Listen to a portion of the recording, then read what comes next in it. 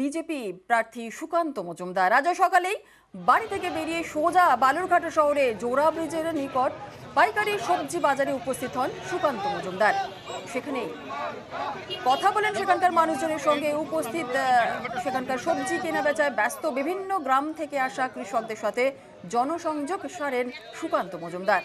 আর তার সাথে ছিলেন বিজেপির কার্যকর্তারাও।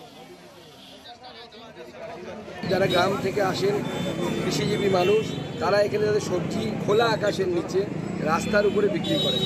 বহুদিন ধরে তারা মিউনিসিপ্যালিটির কাছে আবেদন জানাচ্ছেন যাতে কিছু একটা ব্যবস্থা করা হয়, কিন্তু ব্যবস্থা তো হয়নি। আজকে আমরা তাদের সাথে দেখা করলাম, তাদের সমস্যার কথা শুনলাম, আর মোদিজিকে ভোট দেওয়ার জন্য তৃতীয়বার প্রধানমন্ত্রী করার জন্য আবেদন জানালাম। মানুষের মধ্যে অভূতপূর্ব সাড়া দিচ্ছে। মানুষ বলছে যে বিজেপিকেই ভোট দিতে। আর রবিবার সকালে বাসে উঠে ভোট প্রচার সারলেন বাঁকুড়ার বিজেপি প্রার্থী।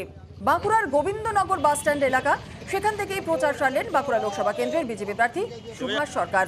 সাত সকালে তিনি হাজির হয়ে যান বাস স্ট্যান্ড এলাকায়। আর বাস স্ট্যান্ডে থাকা বিভিন্ন লোকজন, বাসযাত্রী, বাস কর্মী সহ সকলের সঙ্গে কথা বলেন। বিজেপিকে ভোট দেওয়ার আবেদন জানিয়ে প্রচার সারেন। আমি ঢোকা মাত্রই সমস্ত মানুষ আগ্রহ সহকারে কাছে আসছে, তারা কথা বলছে।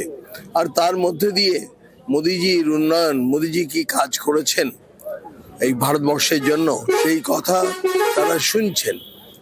আর এর মধ্যে দিয়েই আমাদের প্রচার সারছে। আর মধ্যমগ্রামে